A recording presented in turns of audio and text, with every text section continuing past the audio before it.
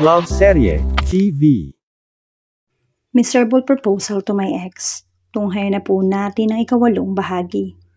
I've been repeatedly shaking my head. I feel like I'm going crazy. Damn, ayokong pangunahan sila about a half-sister ko kuno pero hindi ko maiwasan. I am already in a coffee shop near my company building, waiting for my mom's arrival. Minutes after, I saw a woman on her white shirt, dark jeans, a bowl cup and shade. She entered and she looked for me inside the coffee. And when she saw me, she immediately walks to my table. She greeted me but I didn't greeted her back. She looks confused. Tell me all of your secrets, Mom. I want to know the truth and why the hell do I have a half-sister? I said. Ikinuyom ko ang kamao at pinigilan ng sariling magalit. Nakita ko ang panlalaki ng mata nito, saka siya umupo sa upuan. Saan mo naman nalaman? She asked. Kenda Mortel. Maikling sagot ko. Kenda? No, you must be mistaken. Yes, she's your sister but not by blood. I adopted her, she said. Agad na nanlaki ang mata ko sa gulat. What? She's not my half-sister but my adopted sister? What the hell? Naguguluhan na ako. She's my friend's daughter. Bella, sabi niya. Pero ang sabi niya anak siya ni Dad sa ibang babae. Naputo ng sasabihin ko nang may nagsalita sa likod ko. I am just joking around. Sineryoso mo naman. Sabi ng babaeng kakarating lang. Speaking of the devil. Well, that is not a good joke, I said. I'm sorry, okay? I just wanna hang out with you. Napakamainitin naman ang ulo mo. Sabi niya saka bumeso kay Mom. Hi, Tita, she greeted. Ken, that's not a good joke, Mom said. I'm sorry, Tita. I just want to know how will she react if I lie. Sabi niya, I'm sorry too, Aya. About what I have said earlier, kalimutan na natin yon. That's not even true, she said and smiled at me. Para namang nawala ang nakadagan sa dibdib ko. I didn't know Mom adopted someone. When did you adopt her, Mom? I asked. 3 years ago. Nung makarecover kami sa aksidente, tumawag si Belle sa akin at sinabing pinagbubuhatan daw sila ng kamay ng asawa niya. That's why I decided to adopt her. Don't worry, mabait naman siya. Mahilig lang mo joke. Just don't take it seriously. Mahabang sabi ni Ma'am. Gosh, I really thought Dad has a mistress. Damn, gusto ko siyang sakalin sa Ines. Para pa akong tanga kanina nung sumigaw ako ng alis. Let me introduce myself again. I'm Kenda. I'm 21 years old. Sabi niya at inabot ang kamay. I'm Aya. Sabi ko naman. I'm really sorry. What should I call you then, ate? She asked. Kung saan ka komportable? Sabi ko. Ate, sige, ate na lang. She said. Mom, napag-isip-isipan ko na po. Sabi ko. Ang alin? She asked. Nag-order kami ng coffee at shortcake para may makain, saka ako nagtanong ulit. Why don't we have a public appearance? You know, matagal-tagal na rin po yung hindi kayo nagpapakita sa mga tao. Sabi ko. I don't know. Maybe let's ask your father's opinion. Baka kasi may mag-send ulit ng death threat sa'yo. Sabi niya. Hindi ko na naisip yun about sa death threat dahil nababother ako about sa joke ni Kenda. Oo naman, siguro si Tito. Tita, besides, hindi ba kayo naiinip at nasa hotel lang kayo palagi? Well, I'll ask my boyfriend for your security. May security agency kasi siya. I think you know him. Sabi niya. Harp? Harp baka mo? I asked. Yes, she's my current boyfriend. Sabi niya sabay subo ng slice ng cake niya. Sa kanya na kami kumukuha ng bodyguards. Sabi ko, ganun ba? Pwede namang doblehin. Sabi niya ulit. Nakadoble na. Sabi ko, you really that mad ha? She said. I rolled my eyes. Anong tingin niya sa akin? Papatawarin ko agad siya? No way. She needs to earn it. I already said I'm sorry, diba? Ano bang kinagagalit mo? Medyo galit na sabi niya. Girl, stop. Para kayong mga bata. Suway ni Mom. Paano ba kasi siya pinalaki ng mami niya? Mom, I need to go. Susunduin ko pa si Dayla. Sabi ko. Boyfriend mo? Singit niya. He's my son. Sagot ko. May anak ka na? Gulat na sabi niya. Kasal na ako. Ba't di mo tinanong yung boyfriend mo? He's my husband's friend.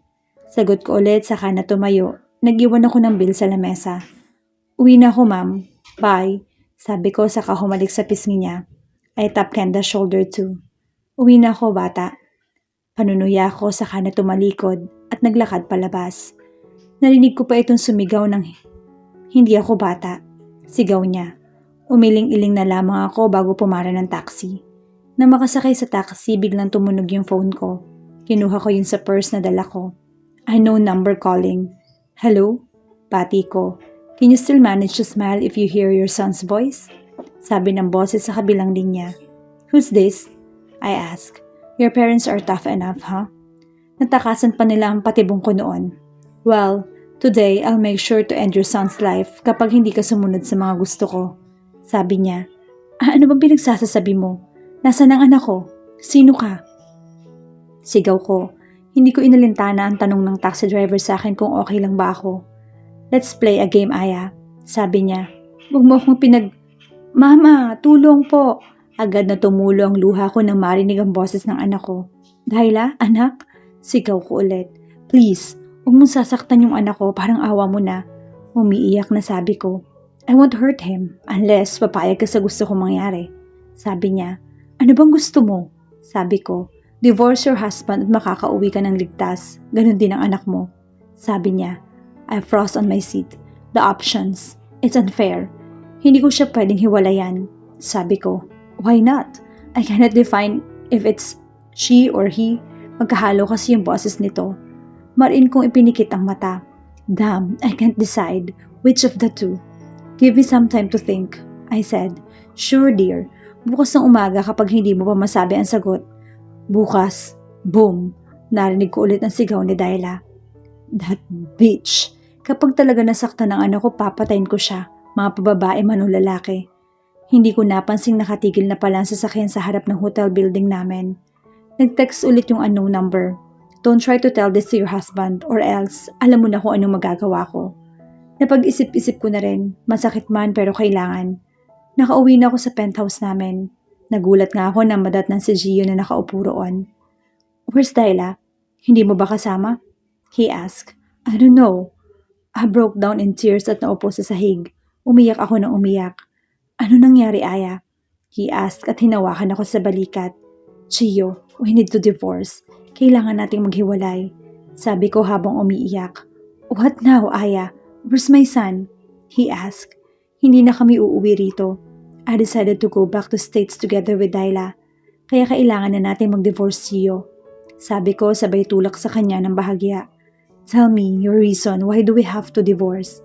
Ba't kailangan nating maghiwalay? He said. His voice became cold and his eyes became dark. I don't love you. I still hate you. I don't want to live with you. Hindi ako masayang kasama ka. Sigaw ko sa pagmumukha niya. I need to lie for the sake of our son. Ito na lang ang paraan. I'm sorry. Sabi ko saka na tumayo at iniwan siya nakaluhod sa sahig. Maybe our relationship is too complicated. Hindi kami para sa isa't isa. Habang naglalakad sa hallway ng hotel, may humila sa akin at sinunggaban ako ng halik. Don't leave me please. I love you. I'll just change. Please don't leave me. Sabi niya at mahigpit ako nitong niyakap. Nagpumiglas ako. Tinigasan ko yung puso at tinulak siya. Please, huwag mo na akong hanapin pa. You can find another one. I said, no please, please. I'm begging you. Don't do this to me. Sabi niya at lumuhod sa harapan ko. I'm sorry, Gio. I said saka na tumakbo ng mabilis para hindi na ako nito sundan. I'm sorry. I'm really sorry, Gio. Pagbigyan mo sana ako. Para ito sa kapakanan ng anak natin. I wiped my tears at pumara ng taxi. My life is fucked up. Does your husband know na nandito ka? Nix asked while stirring her own cup. Umiling ako. Ang daming pumapasok sa isip ko. Pagod na rin ako kakaiyak kanina pa. Nang pumara ako ng taxi kanina, nakita ko kung paano hinabol ni Gio ang sasakyan. Kung saan sakay ako parang pinipigay yung puso ko sa nakikita. He doesn't know. Hindi niya pwedeng malaman. Sagot ko. I'm mentally tired and very exhausted.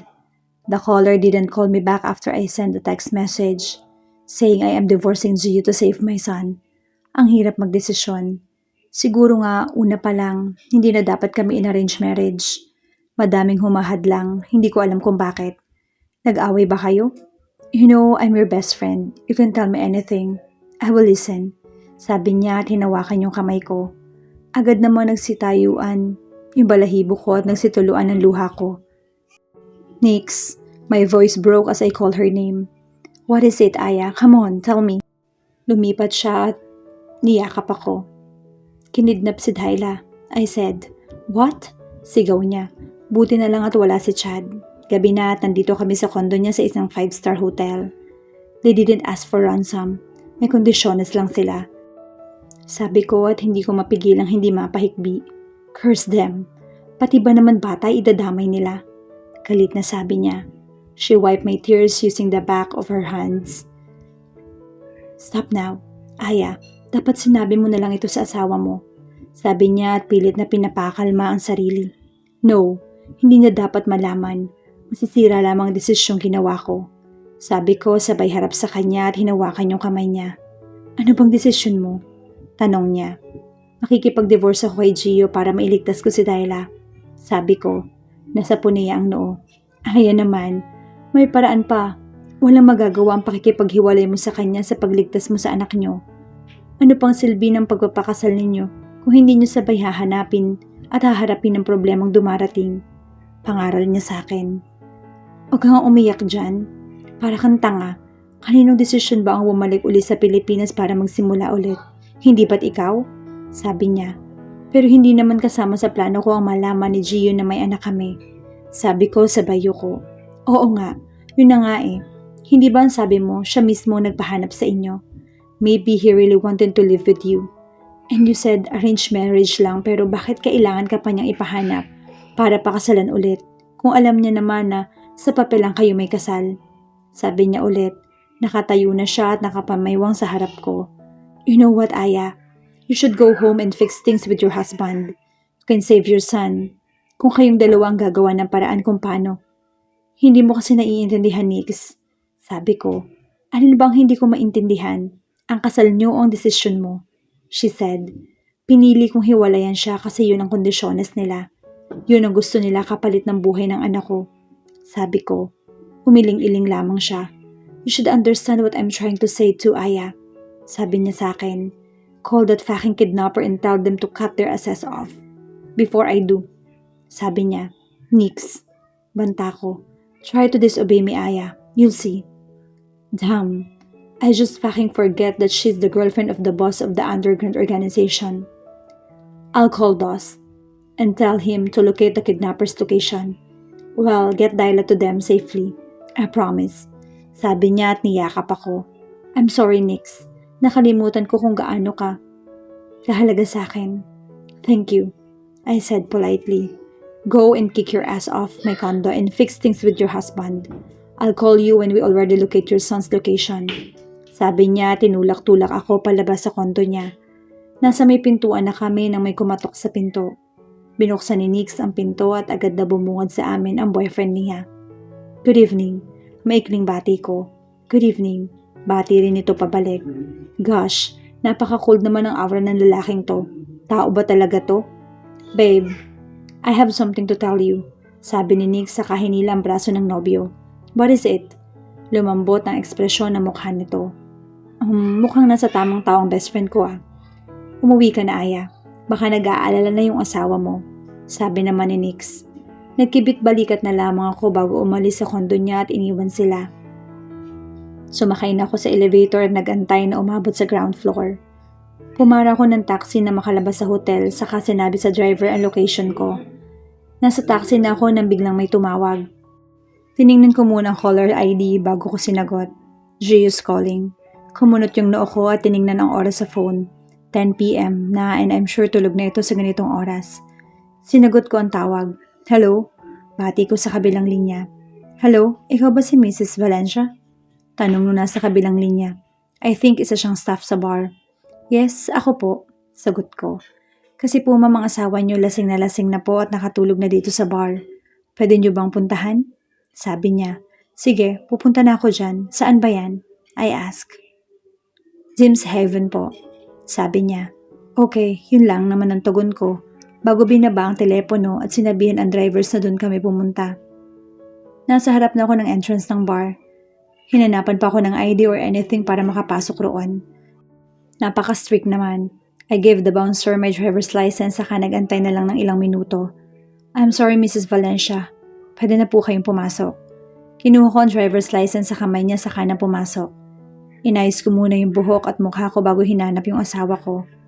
Nakita ko ito sa isang sulok. Nakaupo ito sa upuan roon habang nakapikit ang mata. Nakita kong maraming bote ng alak sa lamesa niya. I saw a woman try to talk to him pero wala itong response. Tulog na nga ata. He's still wearing his business attire, yung suot niya kanina habang nag-aaway kami. Tinungo ko ang lamesa niya at niyugyug siya. Gio? Tawag ko.